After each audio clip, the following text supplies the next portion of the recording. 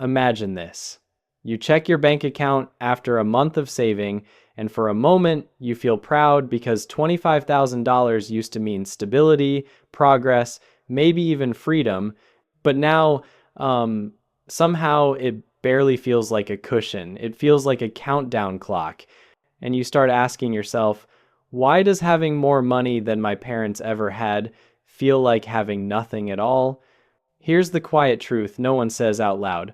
It's not that you're failing, it's that the system, the psychology, and the economy have shifted under your feet.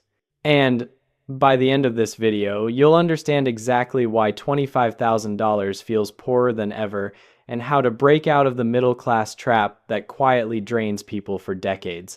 My name is Tony, and I spend way too much time thinking about how money, psychology, and emotion all collide, and how understanding that collision can change your life. If you're tired of vague financial advice and ready to see things differently, make sure to subscribe and hit the like button if this video opens your eyes. Now, here's something that will blow your mind. You know, it's strange. People used to say that having money in the bank meant safety, a cushion, a comfort, a kind of invisible armor. But today, even with $25,000 sitting there, a lot of people feel this quiet anxiety humming underneath everything they do. And that's where this chapter begins, with the realization that security in today's world doesn't feel like security anymore. Here's the thing. Security used to be measured by certainty, a stable job, predictable expenses, a community you could lean on, a world that didn't change every 6 months. Our parents and grandparents built their lives on those assumptions, so $25,000 adjusted for their lifestyles felt like an anchor, a safety net. But for you, it feels like a countdown clock. Think about that for a second. If you paused and looked at your savings right now, you might notice two things at the same time. A little pride, I've built something, and a little fear, I could lose this so fast. That fear isn't coming from nowhere. It's coming from a world that has become more unpredictable than ever. And here's where most people go wrong. They think the discomfort they feel means they're failing financially, but actually, it's the environment around them that shifted. Let's zoom out for a moment. 20 or 30 years ago, costs were stable, a job could last decades, inflation wasn't silently eating away at your purchasing power every quarter. Emergencies were, well, emergencies not an every 2-month reality, and the social pressure to keep up wasn't amplified by the entire world broadcasting their lives online 24/7. So yes, $25,000 used to feel like a deep breath. Today, for many people, it feels like holding that breath. One unexpected medical bill could take a quarter of it. One job loss could take all of it. One relocation, one car repair, one family situation, and suddenly that safe number feels painfully fragile. But the biggest shift? It isn't the math, it's the psychology. See, your brain runs on something I call perceived stability, not actual numbers. And right now, the modern world is constantly sending your nervous system a message. You're not safe yet. Higher rent, rising groceries, frequent debt reminders, news about layoffs, comparison on social media. Your brain isn't responding to the $25,000 you do have. It's responding to everything around you that feels unstable. That's why you feel poorer than your numbers suggest. Your environment is louder than your bank account. Let's use a metaphor. Imagine standing on a wooden bridge. If the ground beneath it is solid, the bridge feels sturdy. Even a small bridge feels safe. But if the ground is shaking, even the strongest bridge feels weak. $25,000 is the bridge. The modern economy is the shaking ground. You're not imagining the instability, you're feeling it. And remember this, even financially responsible people feel this way now. Even people who save, who cut costs, who plan ahead, they still carry this low-level fear that the ground could shift again. Here's the hopeful part, though. This feeling is not a signal of financial failure. It's a signal of misaligned expectations, old beliefs trying to survive in a new world. Your definition of security needs to evolve. Because once you understand why your savings feel fragile, something shifts inside you. You stop blaming yourself. You stop thinking you're behind. You stop assuming other people are doing better than you, and you start seeing the real truth. The illusion of security didn't disappear, it changed shape. Now you just need to learn how to see through it. There's this moment most people experience, usually late at night, when the house is quiet and the notifications finally stop. You open your bank app, look at your transactions, and think, where is my money going? Not in a dramatic way, more like a slow, tired confusion. And the truth is, you're not imagining it. Your money is disappearing, but not for the reasons you've been told. See, most financial advice focuses on the big, obvious categories: rent, food, gas, debt. But those aren't the real villains. The real villains are quiet. They're subtle. They're systematic. They're the silent costs that bleed the modern middle class one tiny cut at a time. Let's break this open. You know how they say death by 1,000 paper cuts? Financially, that's exactly what's happening today. It isn't one big explosion, it's small, consistent leaks. And here's the thing, the human brain is terrible at noticing slow drains. We are wired to react to big threats, not micro expenses. So, the costs that hurt us the most are the ones we barely feel happening. Think about your monthly bills for a second. Not the big ones, the small ones. Streaming subscriptions, cloud storage, bank fees, delivery charges, medical copays, car maintenance you didn't expect this year, income tax creep, rising utilities, software you forgot you subscribed to, mandatory insurance add-ons, phone upgrades that now feel necessary. Each one is tiny. Each one feels reasonable. But together, they quietly reshape your financial life. And the craziest part, most of these expenses didn't even exist 20 years ago. Here's where it gets deeper. The modern world has shifted from big, predictable costs to many small, unpredictable ones. Your parents didn't deal with this level of fragmentation. There wasn't a subscription for everything. There weren't monthly service fees for basic necessities. Healthcare wasn't a roulette wheel. Utilities weren't creeping upward every year. Technology wasn't mandatory for survival. A middle-class lifestyle today, there's a moment usually between paychecks when you look at your balance, your bills, your plans, and you feel this tiny, almost invisible tightening in your chest. Not panic, not fear, just tension. A subtle pressure that never fully goes away. That feeling, that is survival mode. And it has quietly become the default setting for the modern middle class. See, survival mode isn't dramatic. It's not what happens when you're completely broke. It's what happens when your brain feels like you might become broke at any moment. Let me explain. Your brain was built thousands of years ago during a time when danger was physical and immediate. You either had enough food for the winter or you didn't. You either survived or you didn't.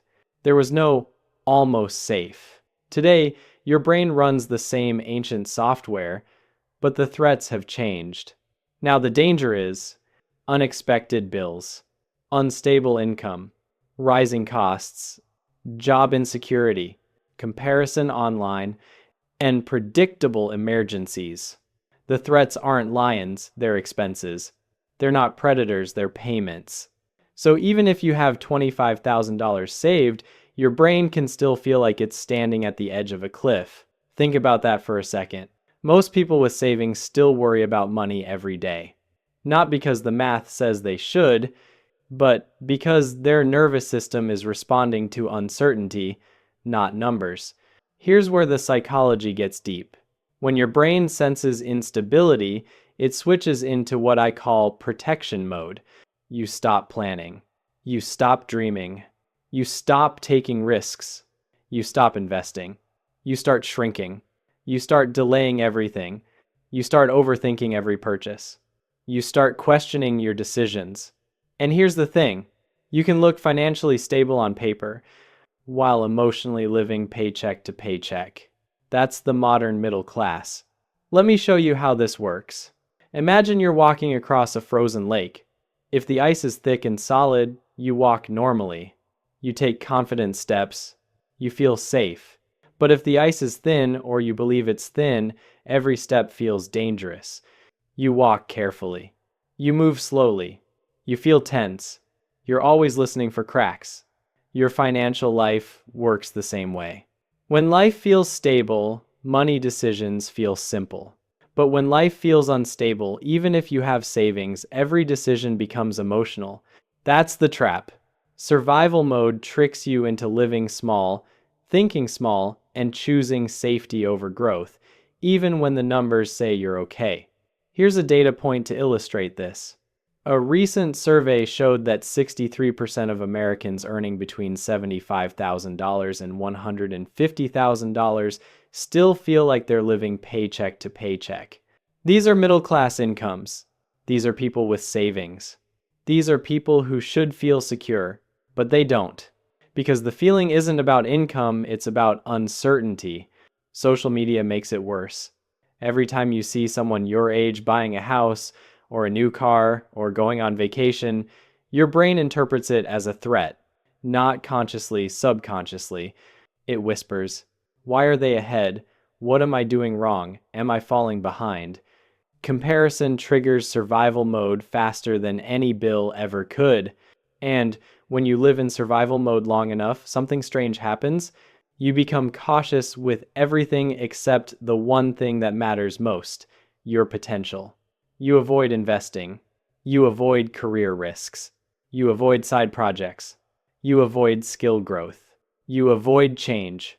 And ironically, avoiding these things keeps you stuck exactly where you fear being. But here's the hopeful shift. Survival mode is not a permanent state. It's a psychological reaction, and reactions can be rewired. The moment you understand what's happening inside you, something loosens. You stop thinking, "I'm failing," and start thinking, "My brain is doing what it was programmed to do." You're not behind. You're just overwhelmed by instability. And once you see that clearly, the next step becomes obvious. Because now we can talk about the real-world forces causing that instability, the economic pressure that makes even solid savings feel fragile. There's a moment that happens to almost everyone. At some point, you walk into a store, pick up something simple, something you've bought 100 times before, and suddenly, the price shocks you. Not dramatically, not enough to start a conversation, but enough that you pause and think, "Wait, when did this happen?" That moment, that tiny sting, is the emotional heartbeat of this chapter. Because here's the truth. You don't feel poorer because of your decisions. You feel poorer because the economy quietly changed the rules of the game, and nobody told you. Let's break this open gently. For most of modern history, the middle class could predict their lives. Wages grew steadily. Costs rose slowly. Savings grew meaningfully. You could get ahead if you worked hard and made decent choices. But today, the math doesn't feel real anymore. Your rent goes up. Groceries go up. Insurance goes up. Utility bills go up. Interest rates jump. Taxes shift. And your income? It either stays the same or rises in ways that barely matter. This is where the psychological disconnect begins. Your brain still thinks in the old world, "I'm earning okay money, I should feel stable." But the economy is saying, everything costs more, stability is now harder to buy. Something as simple as a sandwich, a haircut, a tank of gas, a cart of groceries, these used to be routine purchases. Now they're little emotional hits. Little reminders that the same dollar buys less every year. Here's a simple data point to illustrate the shift. Over the last 20 years, wages in many countries rose around 20–30%. But the cost of living? Up 50–120%, depending on the category. And that gap, that quiet, invisible gap, is exactly why $25,000 feels so much smaller than it used to. Your savings didn't shrink. Your purchasing power did. Let me give you a metaphor. Imagine you're holding a bucket of water. The bucket still looks full, still feels heavy, still gives you a sense of security. But what you don't see are the tiny holes drilled into the bottom. Not big enough to notice immediately, but slowly, consistently, drop by drop, the water is leaking out. That's what inflation does to your money. Your savings still look the same, but their power, the part that actually matters, is draining quietly. Now, here's where the emotional part kicks in. When money loses meaning, people lose direction. When prices rise unpredictably, people lose confidence. When everyday purchases create stress, people lose trust in their own financial decisions. And when you lose trust in yourself, you start feeling poorer than you actually are. This is why the middle class today doesn't just struggle financially, they struggle psychologically. Because money isn't just math. Money is safety. Money is identity. Money is control. Money is the ability to breathe without fear of tomorrow. So when the economy shifts in ways you can't see, ways you didn't cause and can't control, it creates a deep emotional discomfort that sits inside your chest like a weight. But here's the hopeful part. Once you understand that your feelings aren't a reflection of your worth, but a reflection of the system you're living in, something powerful happens. You stop blaming yourself. You stop feeling broken. You stop believing you're bad with money. You start realizing, I'm not the problem. The system changed. And that realization is exactly what sets you free for the next chapter. Because now we can talk about the real trap, the pattern that keeps people stuck even when they're trying their hardest. There's a certain kind of exhaustion that doesn't come from working hard. It comes from feeling like no matter how hard you work, you're not actually moving. It's this quiet, heavy tiredness, the kind that sits behind your eyes, the kind you don't talk about because everyone else seems to be pushing through the same thing. That's the middle class trap. And it doesn't start with money, it starts with fear. See, when life becomes unpredictable and the world feels unstable, your instinct is to protect what you already have. And on the surface, that sounds smart. But here's the hidden cost. Protection mode doesn't just guard your money, it cages your potential. Let me show you how the cycle works. Step 1, you feel uncertain. Step 2, you start tightening your spending. 1 till second. Step 3, you avoid anything that feels risky. Step 4, you delay decisions until things calm down.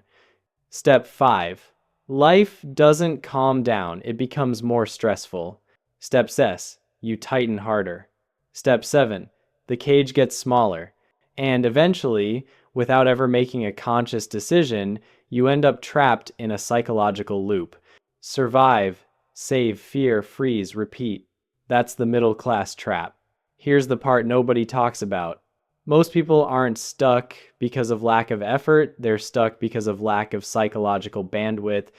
It's really hard to plan a future when your nervous system is still trying to survive the present. Think about it. If you've ever hesitated to invest, if you've ever wanted to switch jobs but stayed, if you've ever dreamt bigger but talked yourself out of it, if you've ever told yourself, not now, maybe later, that's not laziness. That's fear, dressed up as responsibility. One of the most tragic things in the middle class today is this. People are disciplined enough to save, but too afraid to grow. It's like carrying a seed but being too scared to plant it. And here's where the emotional climax hits. The trap doesn't feel like a trap. It feels like caution. It feels like doing the right thing. It feels like being responsible. But in reality, it's quietly draining your momentum year after year. Because here's the truth. You cannot save your way out of an unstable world. You can only grow your way out. And growth requires movement, even small, imperfect movement. But here's the hopeful shift. You are not stuck because you made bad decisions. You are stuck because the world conditioned you to fear decisions. And once you see that clearly, something opens up inside you. A window, a breath, a possibility. because the trap only works when you don't realize you're in it. And now that you do, you can step toward something new. There's a moment, often subtle, almost quiet, when something inside you finally says, I can't keep living like this. Not from frustration, not from panic, but from clarity, a soft internal click. That moment is the beginning of the breakthrough. Because here's the truth. You don't escape the middle class trap by hustling harder, or depriving yourself more, or obsessing over every dollar. You escape by shifting the way you see money, and more importantly, the way you see yourself. Let's breathe into this slowly. Your biggest enemy was never the economy or inflation or even your income. Your biggest enemy was survival mode, that tight, constricted mindset that kept you stuck in protection instead of progression. And the shift out of it doesn't come from a big dramatic change. It comes from small, intentional upgrades to your identity. From I hope things get better to I create the next step. From I can't afford mistakes to I can afford growth. From I need security first to I build stability as I move. The breakthrough happens when you stop waiting for the world to calm down and start calming your own approach to the world. Here's the thing most people never realize. You don't need a massive income jump to feel secure. You need a sense of control, a plan, a direction, a path you can actually walk. That's what shifts you from fear to power. It might look like learning one new skill that raises your income ceiling, investing a small amount consistently instead of waiting for one day, making spending intentional instead of emotional tattoo, choosing growth over perfection, taking one tiny risk that expands your options, because every small step out of survival mode creates a bigger version of you. And that bigger version of you is the one who no longer feels trapped by $25,000 or any number. Here's the hopeful part. You are not behind. You are not failing. You are not broken. You're adapting to a new world, and now you finally understand how to navigate it. And as we close this video, remember, you're no longer surviving, you're building. You're no longer shrinking, you're shifting.